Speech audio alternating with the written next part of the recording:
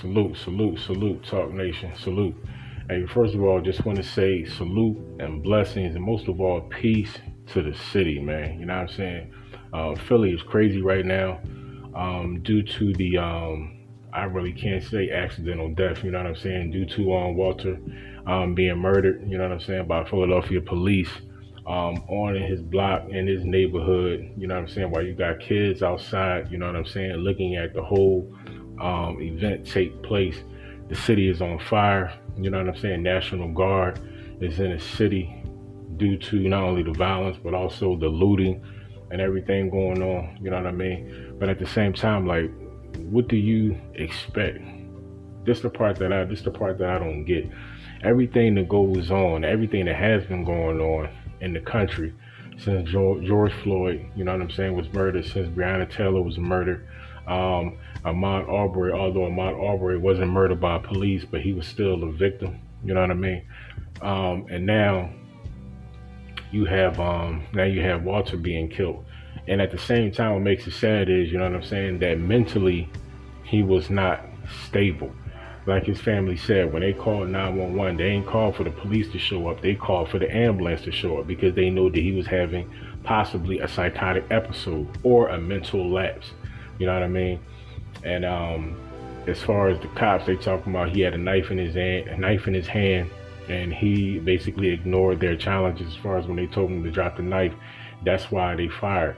But at the same time, you had like 14 shots was fired at the range that they were.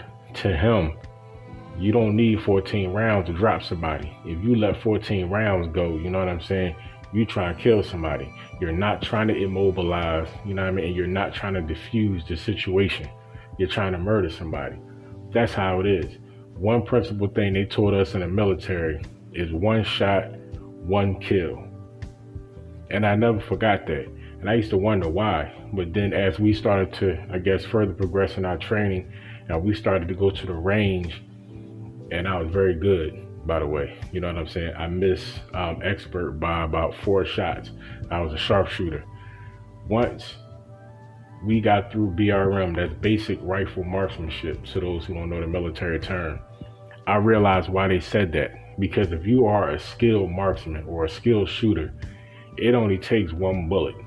You don't have to hit somebody 2, 3, 4, 5, 6, 7, 8, 9, 10 times in order to get the job done. All you need is one round placed in the right place to not only immobilize, but also drop somebody and kill them. And you ain't got to be no headshot, you know what I mean? That's why the feds, when they train, that's why they use the 2-tap method. And if you don't know what the 2-tap method is, that means they basically hit you twice. Pop, pop. But they fire at key places. About shot placement. You know what I mean? If you want to immobilize somebody, you can hit them twice in the leg. You know what I'm saying? Hit them twice in the shoulder. You know what I'm saying? Hit them in the stomach. But anywhere where vital organs can be severely damaged and disrupted, you can kill somebody. You know what I mean? But if you want to immobilize somebody, you can also do that. It only takes, you shoot somebody in the shoulder, trust me, they hurt. You know what I'm saying? They will get up off you. And if they don't get up off you and if they don't stop you, then you shoot them in the damn kneecap. You know what I'm saying? And I ain't heard nobody yet, you know what I'm saying, that's go chase or go try to come after somebody after getting popped in the kneecap. Sorry, that ain't happening. You know what I'm saying? So in order for you to let 14 rounds go, you trying to murder somebody. You know what I'm saying? Point blank, period. So my heart goes out to the family. The family is expressing that like they don't want the cops or something like that to get locked up. They want like better like training or something like that. I don't get that. You know what I'm saying? Because if you are filing a wrongful death suit, you know what I'm saying, they about to get paid, just like everybody else's family who got killed by the cops. And I hate that. Lord, I swear I hate that. You know what I'm saying? It takes somebody getting murdered for y'all family to come up. You know what I'm saying? You coming up off of somebody else's death. You know what I'm saying? And then what makes that situation even worse is because the day that he got killed, They already done called the law on their son and brother before about the situation. And I believe they were already at the house, you know what I'm saying, because of him already. So what it looks like to me is basically they just put him out of his misery. Point blank, period. They got tired of coming up out there for that, I guess for him, because he was always wilding and tripping and having an episode. So they felt as though, you know what, man, let's get him up out of there.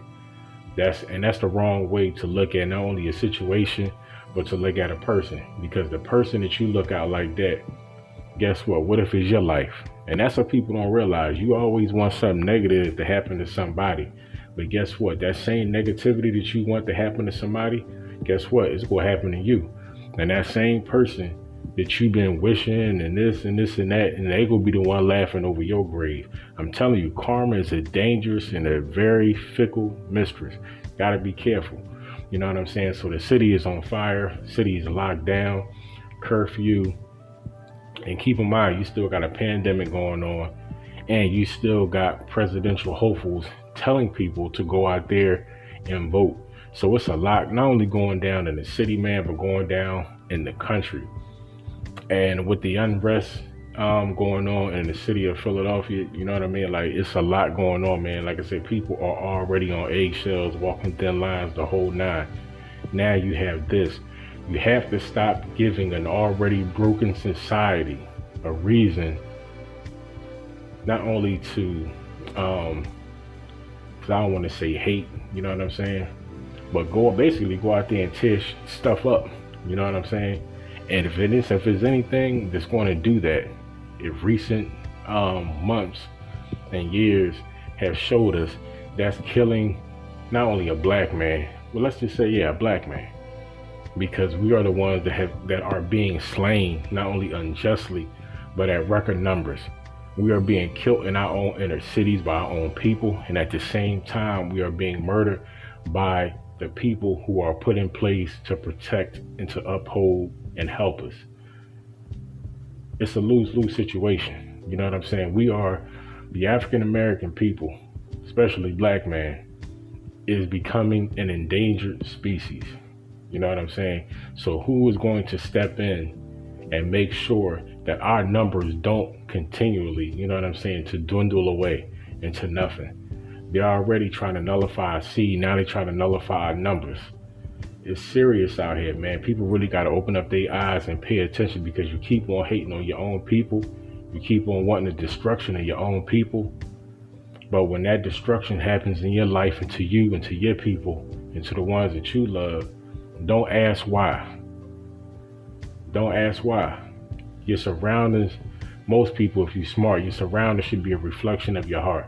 If you got peace in your heart and you want peace in your life, that's what you want your environment to be. You know what I'm saying? But if you negative and disruptive and bad energy, the whole nine, you don't mind being in a chaotic environment. That's one of the hardest things for me personally. You know what I'm saying? It's like when you try to be at peace and you're amongst devils, you know what I'm saying? You can be amongst peace, but at the end of the day, you have to wind up fighting. And if there's one thing that I don't mind fighting for, and that's dying for, and that's peace. That is peace. Because at the end of the day, when you pass and you leave this world, you have to stand before God. You have to answer for the things that you did in your life. I don't mind answering for the things that I've done wrong, because I know at some point I did my best to try to walk away from that and try to live my life in peace. You know what I'm saying? And I don't mind that. And as a man and as a Muslim, I can honestly say that I've honestly tried to do that.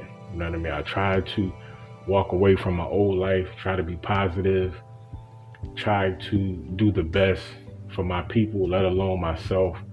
Don't be negative, you know what I'm saying? Try to be patient with people who do share that energy. I try to do all things right.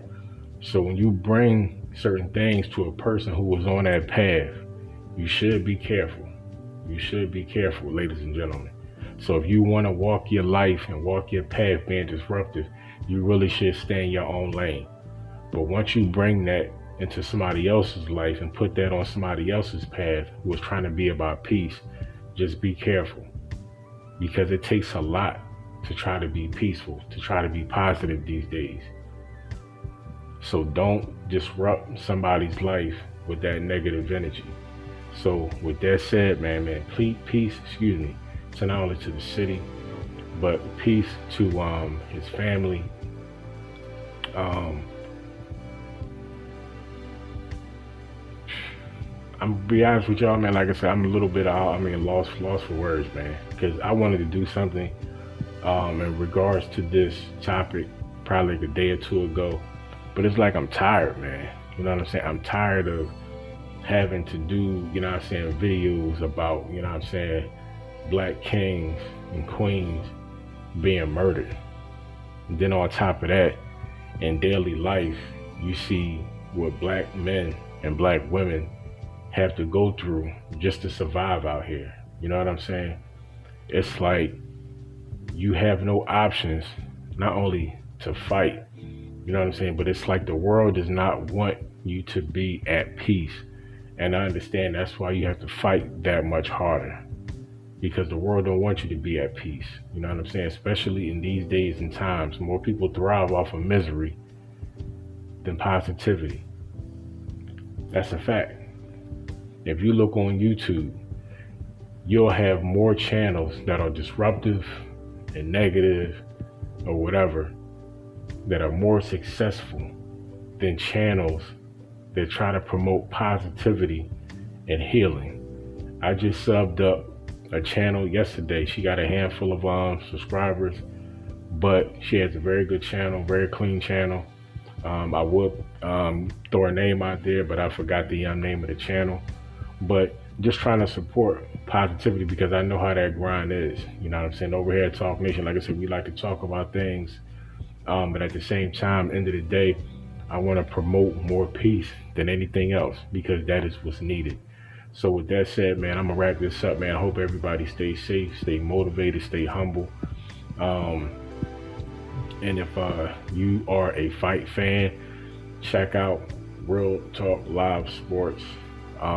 Just did a video in regards to the upcoming fight. Excuse me, not upcoming, because it is fight day, so the fight is here.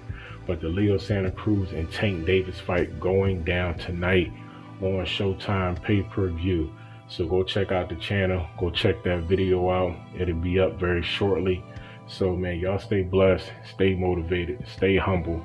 Catch you guys on the next one. Remember, like I tell you guys, man, if you're looking for anything, if you're searching for anything, make sure that you look for and you search and find peace. Because at the end of the day, that's what's important, and that's what it's all about. And that's what we're fighting for. So salute, and I'll catch y'all on the next one. Peace.